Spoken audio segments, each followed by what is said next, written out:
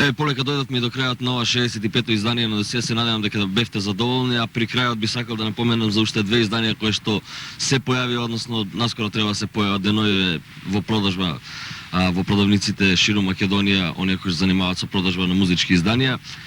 Се работи за ново издание на Xavier Acid, наречено Граница, или всушност тоа е саундтрак за една книга на Петар Волнаровски, исто така наречена Граница. Значи овие две изданија одат нераздвојно едно со друго.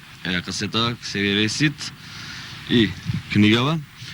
А докога читате книгата би било пожелно да слушате касетата, односно додека слушате касетата би било пожелно да ја читате оваа книга. Навистина невообичаен проект на македонската музичка сцена, но за поздравување се надевам дека во иднина ќе има повеќе вакви.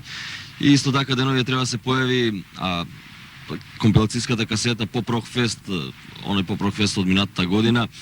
Се надам дека сето тоа наскоро ќе биде представено во некој од следните емисии на досие со конкретни податоци. Верувам до тогаш ќе бидете задоволни од она што можете да пронајдете во сега за сега во музичките продавници. Веќе знаете, во овие последни некои изданија доста често најавувавме македонски пред се касети, но и некој диск.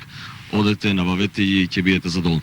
Толку од мене, сега ме за 2 недели, за крај останува уште да проследите првото место на досие видео топ листата The Daltons 1001 песма, кој исто така се наоѓа на оваа компилација Pop Rock Fest. Чао, чао, чао.